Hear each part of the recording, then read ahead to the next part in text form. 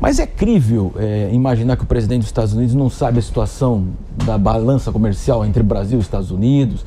É puro negócio, é pragmatismo econômico. Claro que nós tivemos nesse meio um recheio aí de ideologia, da justiça brasileira, sanções, quer dizer, algo que foi diferente. Mas no final das contas é o pragmatismo econômico que vai prevalecer?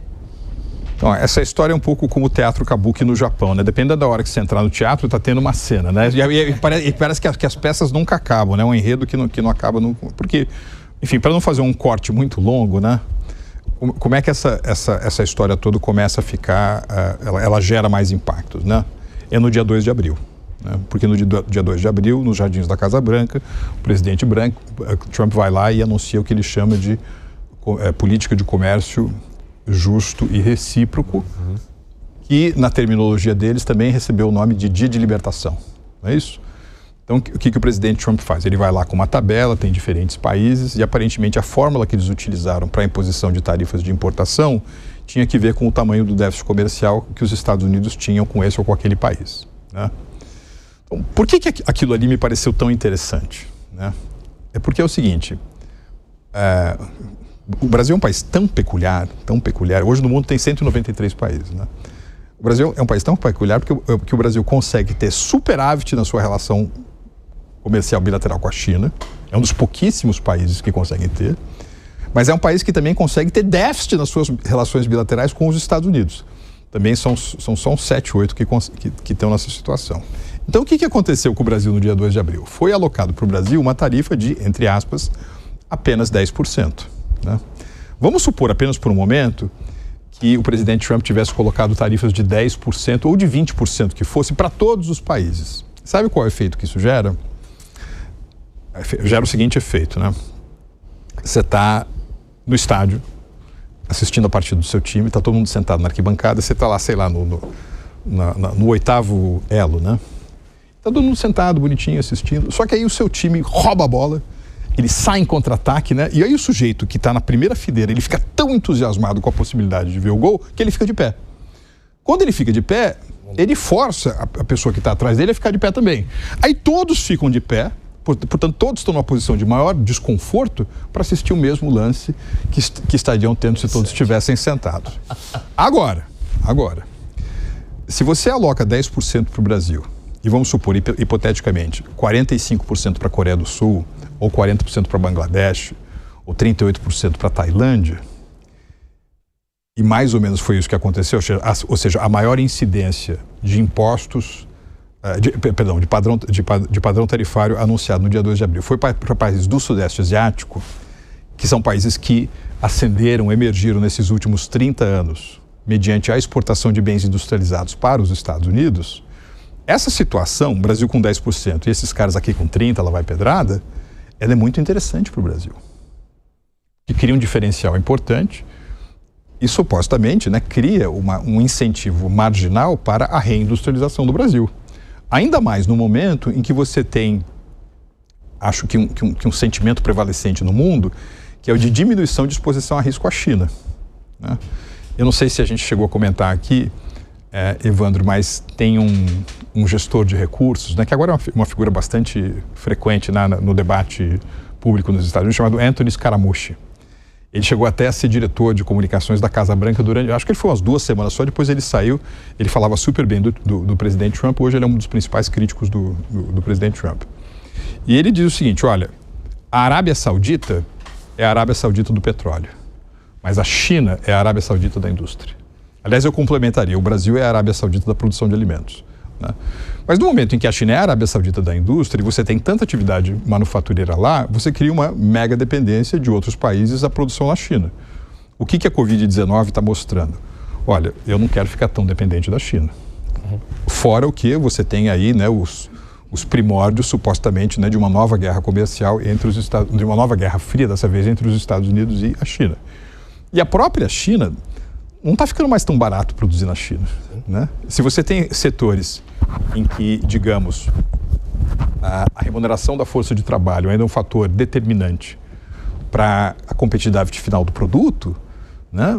Muita atividade está saindo de lá e indo para outros lugares, né? Bangladesh, para Tailândia, para Marrocos, né? Quando eu era criança, por exemplo, papai me dava um brinquedo, estava escrito no brinquedo assim, Made in Japan.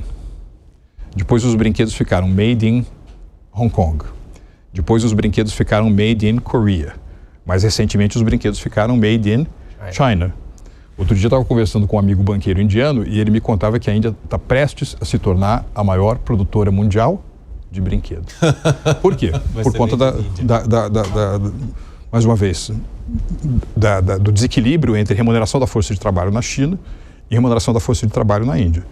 Então, se você tem a manutenção daquela situação, o Brasil volta a ter uma grande chance de se reindustrializar. Não é o único caminho, mas é uma força adicional.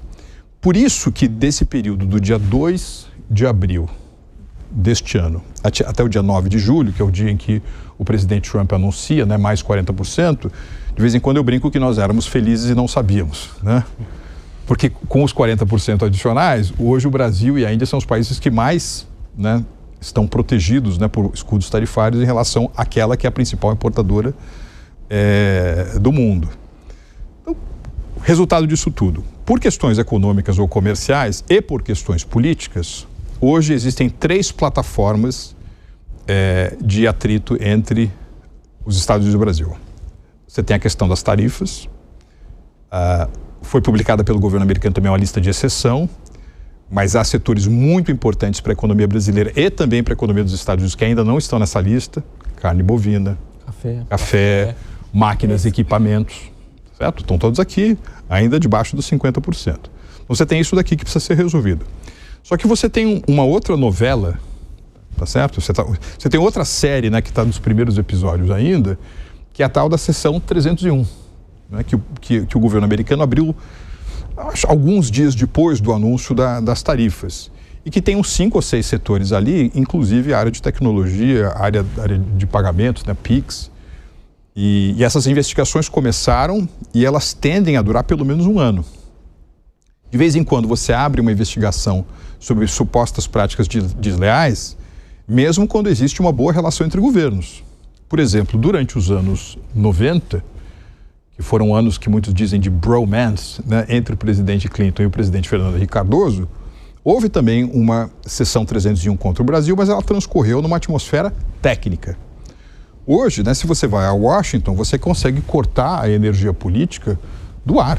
Com o canivete você vai lá e arranca. Tem muito tempo que a gente não falava dessa sessão 301, porque é tanta coisa que vai acontecendo que isso aí ficou debaixo do tapete, né?